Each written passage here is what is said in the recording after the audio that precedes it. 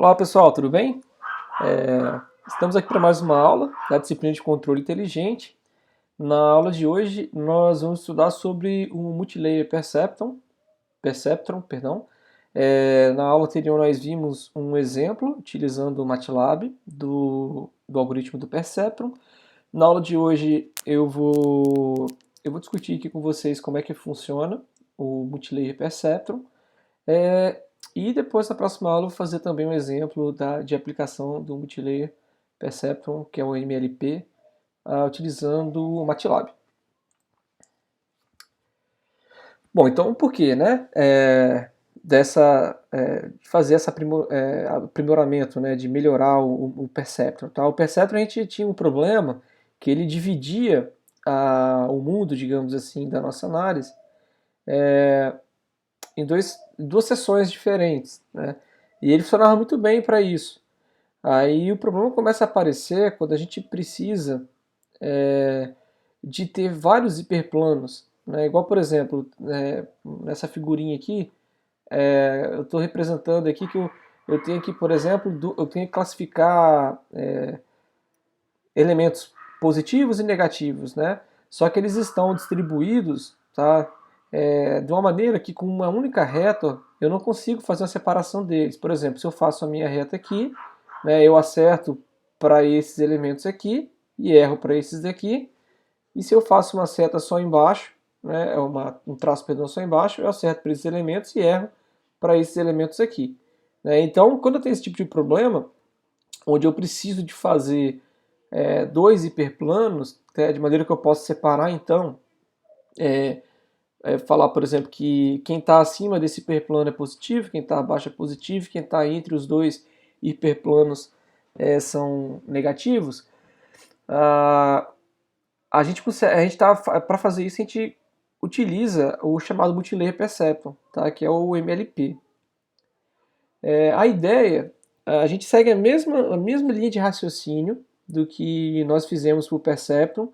A diferença é que aqui a gente adiciona uma nova camada.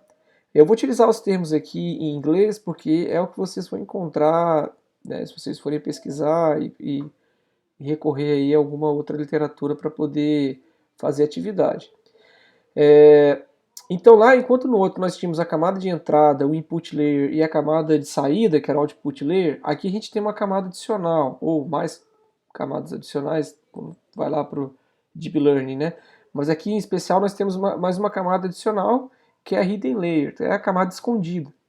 Né? Então eu tenho uma camada de entrada que vai transmitir os sinais para essa Hidden Layer, e da Hidden Layer ela vai fazer então a propagação dos sinais para o Output Layer. Tá? A Hidden Layer ela é a camada onde a gente vai criar os vários hiperplanos. Então, por exemplo, com dois neurônios na nossa Hidden Layer, eu vou ter aqui dois hiperplanos, né, que solucionaria, por exemplo, esse problema aqui, tá? Que é similar à lógica ou exclusivo, que é o problema clássico, que é inclusive que a gente vai resolver lá no MATLAB. Bom, né, e aí depois o neurônio de saída, né, aqui eu crio os meus hiperplanos e o neurônio de saída vai ser então responsável por fazer a união desses espaços que eu estou separando aqui com a minha camada escondida, tá? É como se a camada escondida, um dos neurônios separasse esse espaço desse, o outro neurônio separasse esse espaço todo desse, e aí na camada de saída eu faço uma interseção desses dois espaços, né, gerando aqui esse espaço entre os dois hiperplanos e os que estão para cima e para baixo deles aqui, tá? Então a camada de entrada, que é a input layer, nesse caso aqui, ela apenas encaminha o sinal de entrada. Tá? Ela é uma camada chamada de camada de identidade. Ou seja, chega aqui o meu sinal x1 e ele propaga o sinal x1 para o neurônio 1 da camada escondida e o neurônio 2 da camada escondida. Aqui eu estou, para a gente entender como é o funcionamento, eu estou tentando resolver, estou equacionando para esse plano aqui, onde eu tenho duas entradas, que é x1 e x2, e eu quero separar os números dessa forma, tá? Na prática, a gente pode ter diversas camadas de entrada, inúmeras camadas escondidas, e também posso ter diversas saídas. né, em especial na atividade que vocês estão fazendo, né, vocês podem ter dois neurônios de saída, e aí vocês codificarem lá como saída 00, quer dizer uma planta, 01 outra, 10 outra, né, que vocês têm que separar três plantas, né, ou vocês podem criar, o que eu até recomendo, três neurônios de saída, e aí, dependendo do neurônio que for ativado, quer dizer que você está identificando com uma ou outra das plantas, tá? Bom, então a camada de entrada aqui é só encaminha, no caso, o neurônio 1 da camada de entrada, encaminha o sinal para o neurônio 1 e o neurônio 2 da hidden layer, e o neurônio 2 da input layer vai encaminhar então o sinal X2 para os neurônios 1 e 2 também da nossa hidden layer, tá?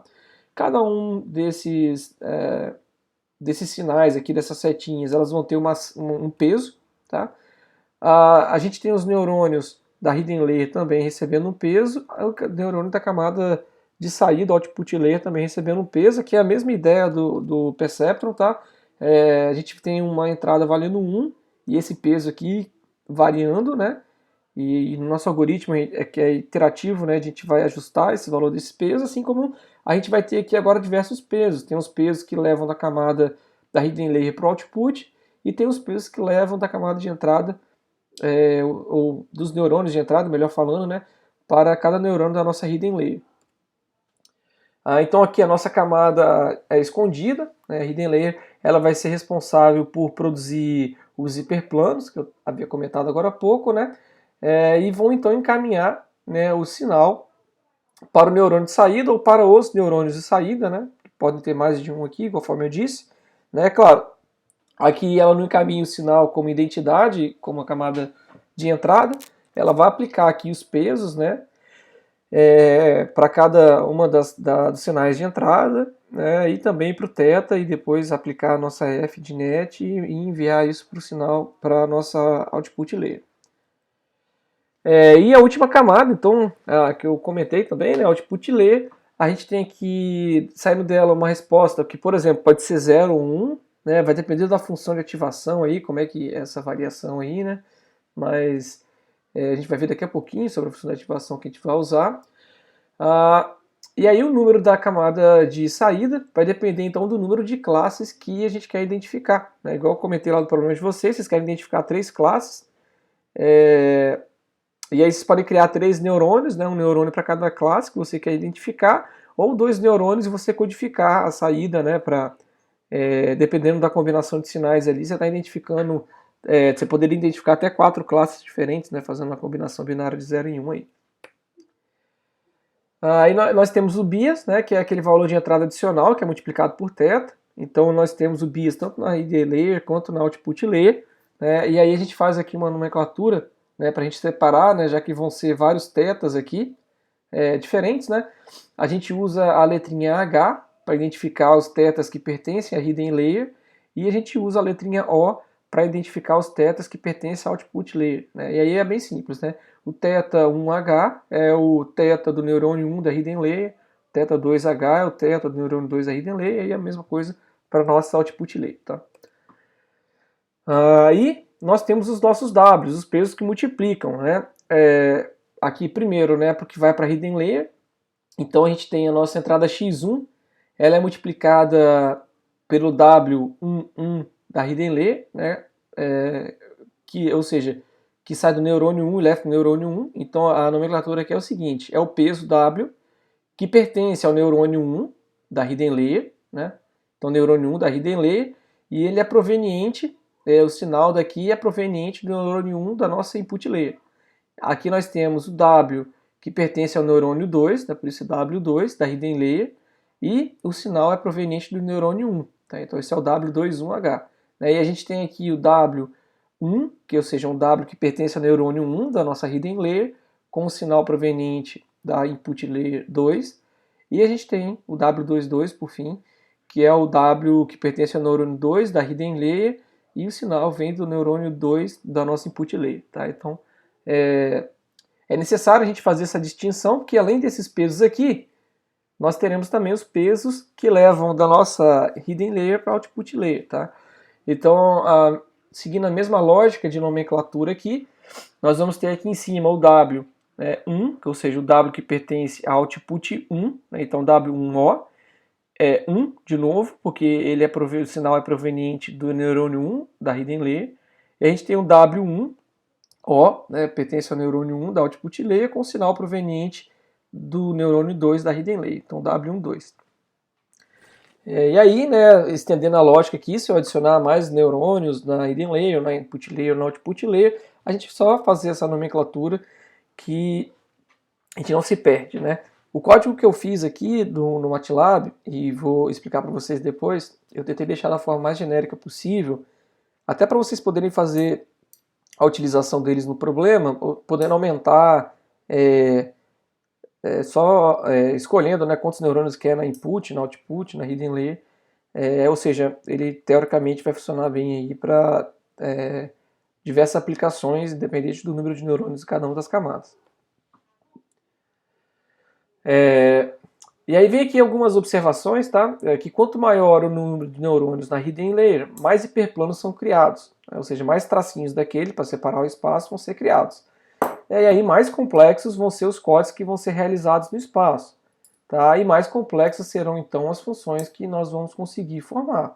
Para aquele mesmo problema lá atrás, né, que a gente fez lá 2 hiperplanos, e para poder resolver o problema, né, de separar aquelas classes, eu poderia colocar lá 3, 4, 10 hiperplanos que eu também conseguiria atingir a resposta.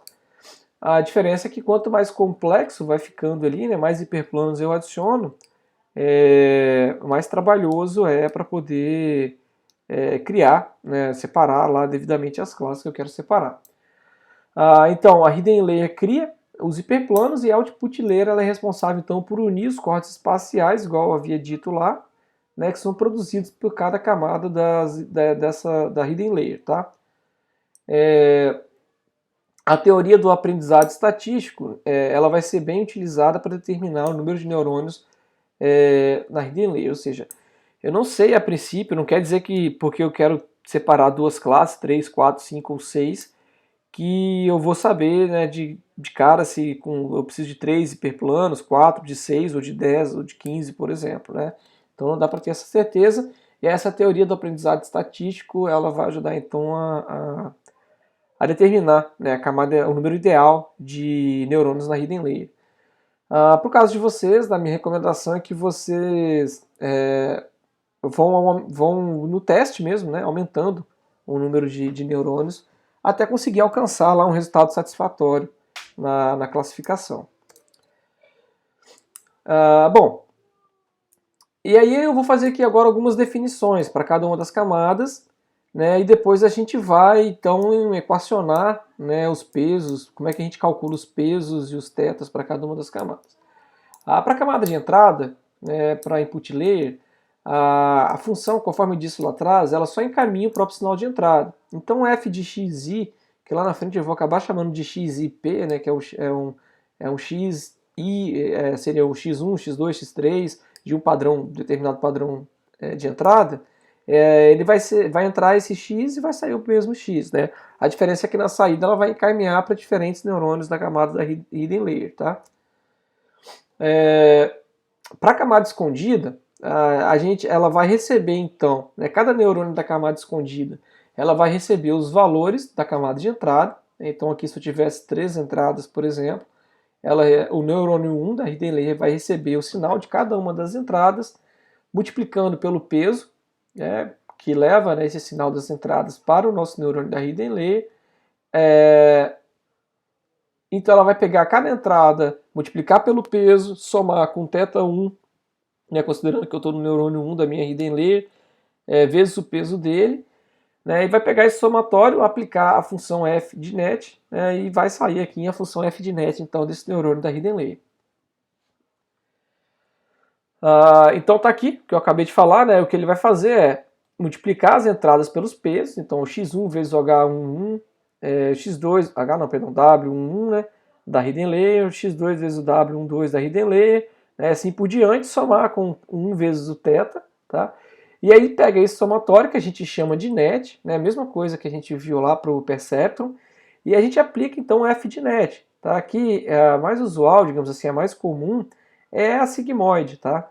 Que ela faz essa separação aqui, né, para valores positivos. Aqui eu peguei um gráfico na internet, né, em função de t, né, no nosso caso aqui para valores x positivos, para resultados de net positivos, a gente tem um f de net que vai dar algo próximo de 1. Né? Para valores negativos, a gente teria um f de net que vai dar próximo de 0. Tá? Então, aplicando o net aqui, né, nessa exponencial aqui de baixo, após o treinamento, eu espero que, de saída, né, que vai ser a mesma f, que eu tenho lá os meus valores próximos de 1 ou próximos de 0. Tá? A hidden layer, né, a output layer é o mesmo equacionamento da hidden layer, né, porque a gente tem o mesmo modelo, né, que é um neurônio que vai receber, diferentemente lá da nossa hidden layer, que a gente recebe x1, x2, x3, o neurônio da output layer vai receber o f1, né, ou seja, seria o f de net, né, mas é o f1 porque vem do neurônio 1 da hidden layer, né, ou seja, f que vem do neurônio da hidden layer, de net, de um determinado padrão P, tá? Do neurônio 1, né? O padrão P, porque vem lá de um padrão de entrada P qualquer, da hidden layer. Então isso aqui é o f de net do neurônio 1 da hidden layer, vezes o peso W1, né, que é o neurônio 1 de saída, 1, que é o neurônio 1 da hidden layer, né, e o O aqui para dizer que esse peso pertence ao output layer. Tá? E aí a gente tem também o F2, o F3, tá? E assim por diante. Ou seja, o que a gente vai ter aqui é a soma dessas funções de saída da hidden layer vezes os seus respectivos pesos, mais o θ1 da output vezes o seu peso também, né? Vezes 1, né, vezes o peso, que é o θ1 da output layer. E aí aplica-se então a função, tá? Aqui no caso só tem o output, né? Chamei só de F1, mas se tivesse vários outputs seria o F1 da nossa output, da output layer, o F2, F3, sobre o net. Aí esse net aqui, né, como eu estou multiplicando os nets lá da hidden layer, a gente tem o net agora da output layer, tá? E aí o que a gente tem aqui equacionando então aqui na saída nós vamos ter, podemos colocar, né, nesse caso aqui que são 3, um somatório com m variando de 1 até 3, tá? Da função f de a hidden layer, né, aí o m vai ser f1, f2, f3, que são essas funções aqui, vezes o net, é a mesma coisa, né, 1, 2, 3, que são dos neurônios da hidden layer, vezes o peso, né, que é o W1 sempre, m, porque é o W1 que vem o peso, né, que pega proveniente, né, do neurônio 1 da hidden layer, 2, 3, tá, mas é o W que pertence ao output layer, mas aqui tem um escondido aqui, né, então é 1 vezes o θ1 da output layer. E aí depois eu pego esse net aqui e aplico o f de net, que comumente também é utilizado a nossa função sigmoide. Bom, aí vamos então à formulação agora, né? Vamos encontrar as equações da mesma forma que nós fizemos do Perceptron, para a gente conseguir colocar isso no algoritmo, treinar aqueles valores, para encontrar os valores ideais, os que levam para uma resposta que tenha um erro, né, que nós escolhemos lá aceitável, tá? E aí para poder treinar esses pesos, a gente vai fazer a mesma coisa que nós fizemos no Perceptron, que é fazer o equacionamento em função do erro. Ou seja, eu vou sempre olhar para o erro que eu tenho, né, e vou reajustar os meus pesos de maneira que eu tenha sempre um erro menor possível, né, idealmente zero, né, mas a gente vai fazer lá iterações até alcançar um erro aceitável, que pode ser de 10 a menos 3, 10 a menos 5, 10 a menos 7. Quanto menor o erro, mais iterações você vai ter que fazer, o seu algoritmo vai ter que fazer, mais demorado vai ser o treinamento. Então aqui, para a gente fazer o equacionamento, eu considero aqui que eu tenho lá na minha output layer N neurônios, tá? No caso aqui K neurônios, né? Onde quando eu aplico um sinal para um padrão qualquer de entrada, eu obtenho na minha saída um Y chapéu, né? Sendo que eu comparo ele com o Y que eu deveria ter, né? Que eu gostaria de ter, que é o próprio Y, né? De forma que o Y menos o Y chapéu que eu tenho ali, ele vai produzir para a gente um erro, né? E é em cima desse erro que nós vamos trabalhar. Então a gente vai ter um erro para o neurônio 1 da camada de saída, que vai ser o Y1, é o Y desejável para o neurônio 1 da saída, menos o que eu obtive, que é o Y1 chapéu, né? E o mesmo para os K neurônios da camada de saída. E aí, pessoal, o cálculo do erro ele gera como resultado uma função quase convexa.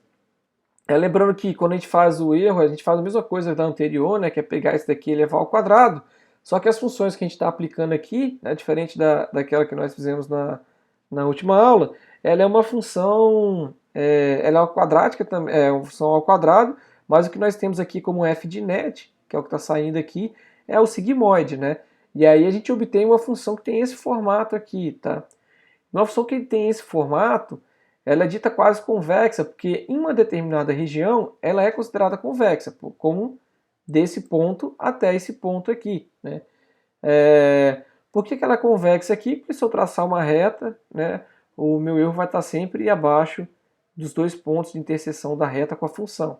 Então, qualquer lugar que eu trace uma reta aqui, né, eu tenho sempre, na pior das hipóteses, se eu traçar uma reta bem tangencial aqui, eu vou ter eles sendo praticamente iguais, né, mas, né, considerando uma reta aqui, a gente vai ter sempre igual. Diferente de eu traçar uma reta aqui, por exemplo, né, se eu fizer uma retinha aqui, a gente vê que ela não convexa, né, porque a função ela passa acima, né, entre esses dois pontos aqui, acima da nossa função, a nossa função de erro está acima da reta que nós traçamos, tá? Ou seja, eu tenho que garantir, né, já dar aqui de cara para a gente analisar, que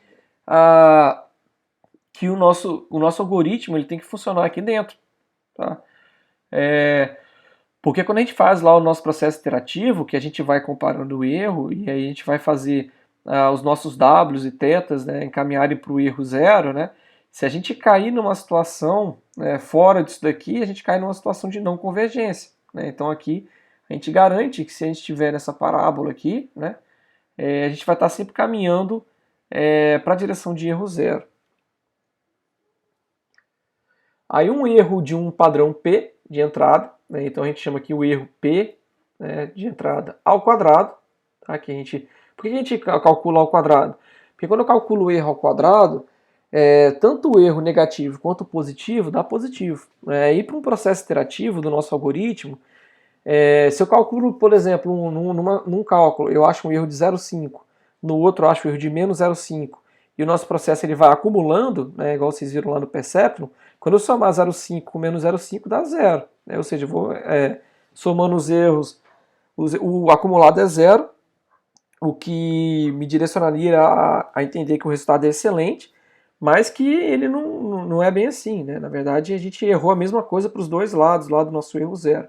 Então, calculando com erro ao quadrado, a gente garante que a gente tem sempre um valor positivo de erro na hora da gente fazer o acumulado lá no nosso algoritmo. Tá? Então, a gente elimina esse tipo de problema.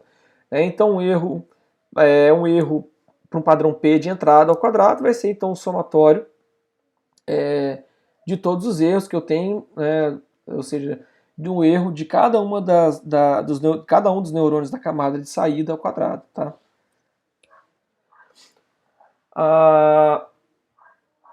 Então, para treinar, para a gente determinar, por fim, né, entrando aqui, a gente estava vendo a formulação da camada de saída, né, então a gente tem um erro, e aí para a gente poder fazer o treinamento da camada de saída, que seria o treinamento da output layer, então como é que a gente determina esses pesos, né, e θ para poder fazer esse erro ser o menor possível. Aqui a ideia é meio que ele mesmo do gradiente descendente, tá?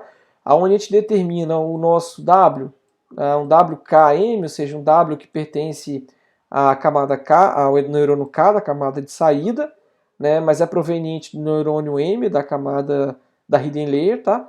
Então o WKM da camada do output layer futuro, né? Que é de T mais 1, ele vai ser igual ao W atual, menos a variação do erro na direção do W.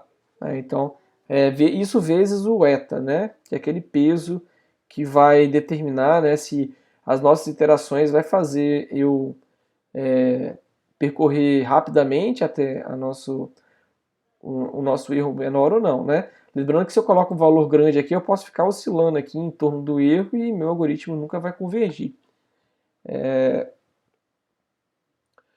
Ok, né? E aí para o θ a gente tem a mesma coisa, né? Então para o θk da nossa output layer, né, futuro, a gente calcula ele como θk atual menos o eta vezes então a derivada do erro na direção agora do θk de O, tá? Ou seja, o nosso problema aqui, de novo, vai ser determinar o valor dessas derivadas, né, que nós tínhamos antes a mesma coisa, né, a mesma equação. Bom, é isso. Agora a gente vai ver que é um pouquinho mais trabalhoso do que o que nós tínhamos no Perceptron, mas também que não é nada de muito difícil, não. Principalmente por vocês já terem estudado todos os cálculos, acredito que vocês não tenham dificuldade nisso daqui. Bom, o que nós temos então, né, nós temos o erro, né, que é o somatório de todas as saídas, né, do erro de todas as saídas ao quadrado. Tá? E nós temos lá a nossa equação para determinar o ΔKm. E aí o que a gente tem que calcular aqui é exatamente a derivada que eu havia comentado. Tá? Então a derivada do erro ao quadrado, né, vai ser a derivada desse somatório ali, né, que a gente determinou do erro em cima, na direção do WKm de O. Né? E aí a gente vai começar a substituir os valores aqui para conseguir determinar essa derivada. Quem é o nosso y chapéu pk? É o y para uma determinada entrada P, padrão de entrada P, do neurônio K da output layer. Tá? E quem é que forma esse cara? Se a gente olhar lá de novo para o nosso equacionamento da output layer, né, esse y chapéu é o F1, no caso, né, que é do neurônio 1 da output layer, do net, para um padrão determinado padrão P, 1 da nossa output layer. Ou seja, é um net PK, tá?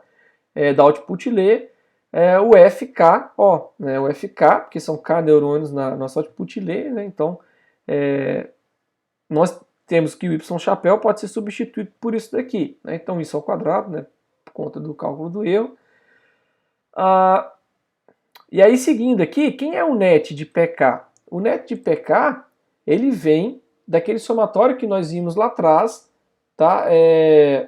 Que é pegando, né, a saída de cada neurônio da nossa hidden layer, né, e multiplicando pelos pesos, né, que leva daquele neurônio da hidden layer para o neurônio de saída.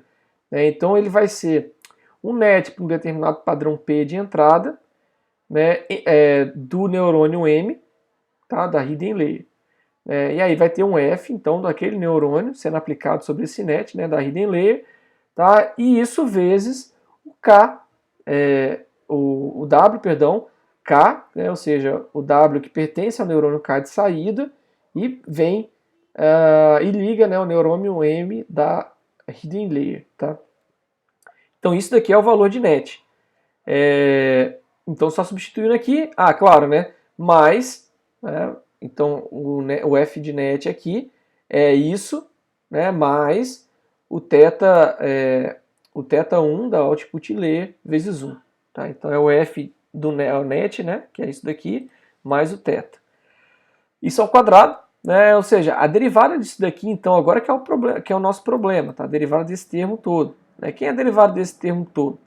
A regra da cadeia, pessoal, vai ser duas vezes, né, isso aqui está ao quadrado, então duas vezes o y pk menos o y chapéu, que é isso daqui tudo, tá? Só para ficar menor aqui na hora de escrever, menos, tá? Por que menos? Porque quando eu derivar o que está aqui dentro em função, né, do k, do wkm, esse y aqui vai embora, né? E aí sobra só esse menos essa função aqui, né, que é menos o f de k0, né, disso daqui tudo, na direção do WKM, do KO, perdão, na direção do WKMO. Tá?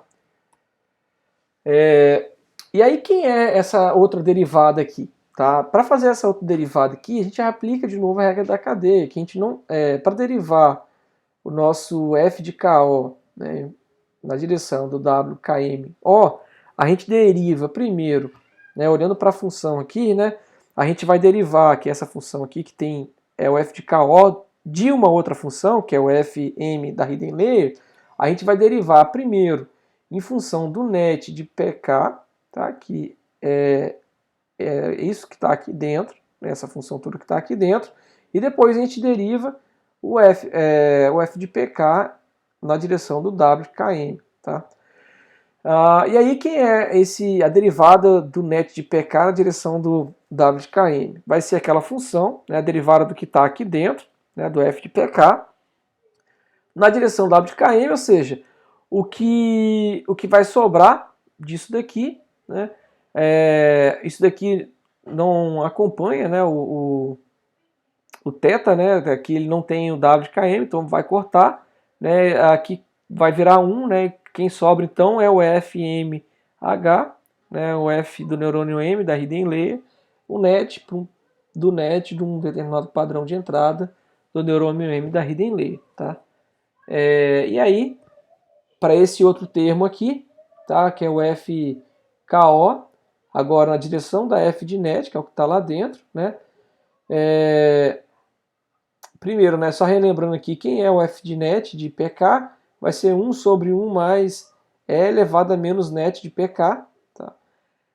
Fazendo a derivada, então, disso daqui, isso já é uma derivada conhecida, né, do sigmoide, ela dá exatamente o próprio f de net de pk vezes 1 menos o f ko de net de pk. Tá? Então, esse aqui é um resultado pronto já da derivada desse tipo de equação aqui.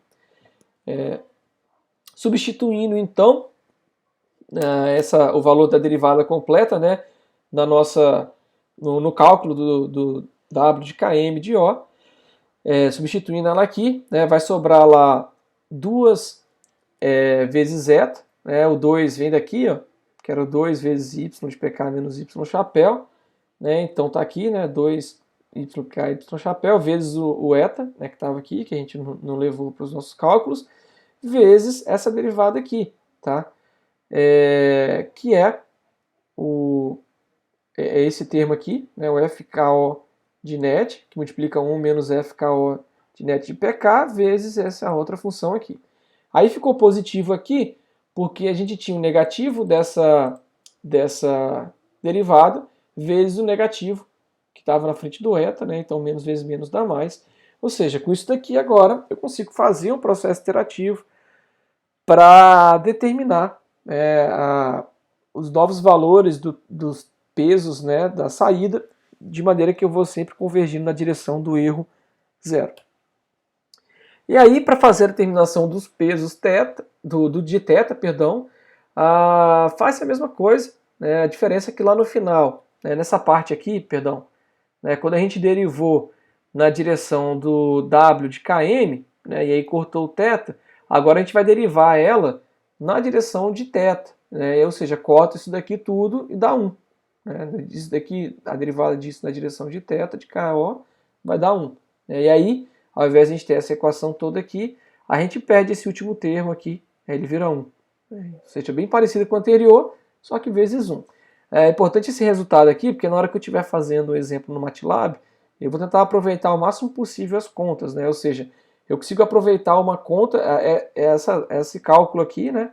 Ele vai ser utilizado tanto para determinar o θ, quanto para determinar o W, tá? Que ele aparece aqui nos dois termos. O que muda é que o W eu tive que multiplicar também esse termo pelo FM da hidden layer. Bom, então vamos seguir. Então, essas são as contas para determinar os pesos W e os θs da nossa camada de saída. Né? Agora a gente vai determinar fazer o treinamento também da camada escondida, o treinamento da nossa hidden layer. Ou seja, esse treinamento vai determinar então os pesos e o θ da hidden layer. Então, só relembrando aqui, né, a gente calculou lá, né, esses caras aqui, né, esse e esse. Agora a gente tem que determinar os θs da hidden layer, né, nesse caso aqui do exemplo lá, tanto θ1 quanto θ2, e também os pesos, né, W1, 21, 12 e 22 da nossa hidden layer. A gente começa da mesma forma, calculando a saída aqui, né, o YPK menos o Y chapéu PK ao quadrado, que dá aquele somatório lá, né, do FKO de net PK de O. Né, lembrando lá, né, que isso daqui é ao quadrado, porque a gente está sempre tentando, para poder não ter aquele problema de somar negativo com positivo no nosso loop, né, a gente tem aquela função quase convexa. Se a gente estiver dentro dessa região aqui, ela é uma função convexa que vai fazer que eu sempre caminhe na direção do erro zero. Bom, então pegando lá, né, de novo, equacionando de novo, né, a saída, desculpa, nós temos então, substituindo lá o nosso Y chapéu pelo o FK, né, o F do neurônio K do output, vezes o net PK e tal, substituo o nosso net de PK, que vai ser um somatório. Agora eu estou chamando aqui de J, tá? O neurônio da hidden layer, né? Só para não confundir com os índices anteriores. E I vai ser a entrada. Então, entrada I, neurônio J da hidden layer, tá? E o K da output layer, tá? Ok, né? Então aqui eu vou ter um somatório que vai gerar isso aqui, né? Um somatório dos nossos FJ, ou seja, de J, neurônios da hidden layer, vezes o seu net, né, de PJ, que é o net para determinado padrão de entrada, para o neurônio J, da hidden layer, vezes o WKJ. Que agora esse W aqui, né, ou seja, é esse sinal aqui, que é isso daqui, né, eu estou calculando o net da saída, né, do neurônio PK da camada de saída. Né, então eu pego a função, aplico a função vezes o peso, né, mais a função vezes o peso, né? Então tem o f de net vezes o peso, agora sim, né? Que é o KJ, que é o peso que pertence ao neurônio K da camada de saída, que vem do neurônio J, da hidden layer, né? E somo com o nosso θKO, que é o do neurônio K da camada de saída, isso ao quadrado. E aí agora eu vou expandir mais ainda, né, para poder fazer o treinamento dos índices que estão lá na minha hidden layer, né? Ou seja, quem é o net de P, o net a um padrão P de entrada do neurônio J da hidden layer, né? Ele vai ser o somatório, tá, das nossas entradas, dos nossos xi, né? Então aqui está como xpi, né, que é para um determinado padrão de entrada I, vezes os pesos, né, que ligam essas entradas ao neurônio J, as entradas I ao neurônio J, então vai ser um WJ, que é o W que pertence ao neurônio J, que vem da entrada I da nossa hidden layer, mais o θ, agora J, né, que é um θ que pertence ao neurônio J da nossa hidden layer, aí, né, colocando todo o resto aqui, né, vezes o WKJ e tal, e agora sim, eu vou usar essa equação para poder fazer o treinamento, né, para fazer a convergência dos meus pesos e do meu teto, tá? Ou dos meus tetas, né, para vários neurônios na camada, na nossa hidden layer, tá? E aí, pessoal, substituindo lá, e aí o que eu tenho que encontrar aqui, então, que eu tenho que calcular é exatamente a derivada do erro, primeiro na direção dos Ws, tá, que são os pesos, depois na direção do θ, que está também para cada um dos nossos neurônios da hidden layer. Começando lá pelos pesos, né, aquela derivada do erro ao quadrado vai ser, então, né, pegando já, né, a mesma coisa que a gente tinha feito no anterior, né, para a nossa output layer, a gente vai chegar lá que é o cálculo de duas vezes, aplicando a regra da cadeia, né, é o somatório K de duas vezes o Y de PK menos o Y chapéu de PK, que multiplica menos o nosso Y chapéu de PK na direção do WJI, né, porque eu estou treinando agora os caras que estão lá na nossa camada, que pertence à camada hidden layer, né, que são os pesos que estão entre a camada de entrada e a hidden layer, tá? Bom, e aí acabou ficando com o índice quando eu copiei a equação aqui. Não, tá certo. Bom, e aí como é que a gente faz aqui? Quem é o Y de PK? que eu passei o menos aqui para frente, é isso que eu viajei. Quem é o y de PK? Ele é o f de KO, né? Ele é a saída do nosso neurônio de saída, tá? E eu derivo ele então na direção do WJI da Hidden Layer, tá? Aí, agora como a gente tem aqui um monte de função uma dentro da outra, a gente vai utilizar a regra da cadeia novamente, tá? Essa derivada aqui do nosso f de KO, tá aqui fora, na direção do WJI que está aqui dentro, a gente vai desmembrar ele utilizando a regra da cadeia. Primeiro eu derivo ele em relação a esse cara que está aqui, que é o net, né, de PK de O. Derivo o net de PK de O em relação ao F, que é o que está aqui no próximo passo, tá? O FJ de H. Derivo o FJ de H em relação ao seu net, que é o que está aqui dentro, perdão, né, que é o net para um determinado padrão P do neurônio J, da Hidden Layer. E aí, por fim, derivo o nosso neurônio J, da Hidden Layer, em relação ao W, que está aqui dentro, né?